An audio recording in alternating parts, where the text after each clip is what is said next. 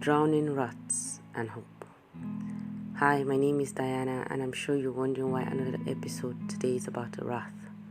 Well, let's see. Last week I heard an interesting story about the drowning rat experiment. And that experiment was to show how people or beings basically hold on to hope for survival. And this is how it went.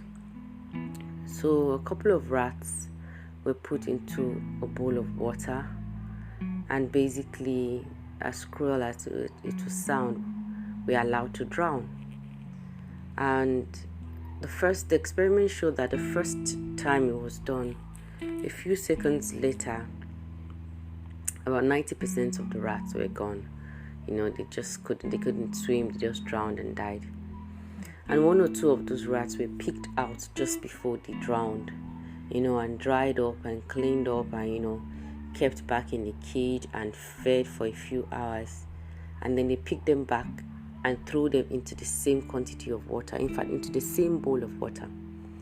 And the experiment shows that the rats live longer, struggle harder. So it means that, let's say they died in the first experiment, they died in the first 30 seconds. And the second one, they were staying up to like 30 minutes. And so they picked them up again and basically went through the whole process again and put them back. And this time, these rats were there for hours, struggling and staying alive. And this experiment shows that in life, we need a bit of hope. Now, the rats that got the experience to come out 2-3 times from that water stayed longer because they held on to hope. They held on to the fact that, if I stay a little bit longer, someone is going to put their hands down and pick me up. If I just hold on a bit more. And, this experiment reminded me of why I started to do this podcast in the first place. I started this because I wanted to share hope.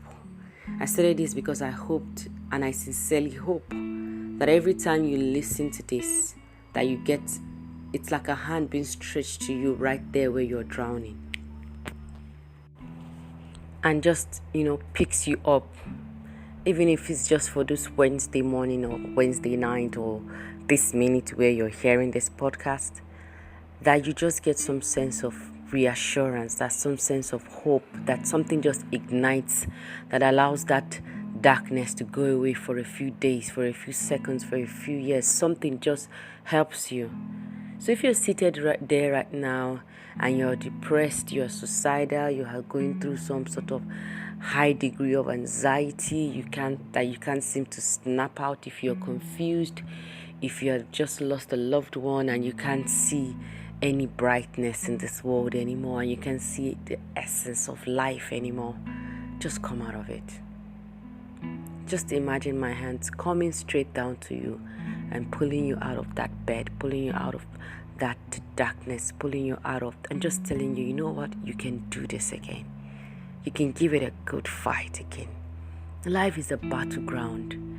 Every day we wake up comes with its challenges. Every day, even if the only challenge you face today is that you had planned to, you have a long to-do list, you had to move around, and it would have just been lovely if it wasn't raining, and it's raining this morning at your location, and it just kind of messes up your plans. That's a challenge. Even if it's that little and that natural, that is a challenge. And if yours is that this morning or right now you've just been diagnosed with some sort of ailment, with cancer, you've just discovered that you invested into a business and you lost all the money, it's okay. We are in a battleground, and only the fighters maketh alive to tell the story. So imagine that warriors march out of a village, they're singing for them, they're encouraging them, some people are crying and hoping they come back, and then they get to the battleground, and then they are fighting to go back and see their loved ones, fighting for the integrity of their nation. But the only people who can tell the story of that battle are the ones who stay alive long enough. So stay alive long enough to tell the story of your victory. Fight long enough to actually be victorious. Be that rat that stayed for hours just hanging on to hope. But guess what? Just because you are alive right now and able to listen, that's all the hope that you need. There's another chance, there's another opportunity. Your life has just put it there at your feet. You can make it. You're here. You're still here. Hold on. Hold on. And this is why I always say we are a gift to the world. And I am that voice, that hope. So hold on a bit longer. You're doing just fine. And while we're at that, please like, comment, share, and subscribe. Just click, boom, subscribe. And hopefully, by God's grace, I will continue to bring that hope to you. See you next week.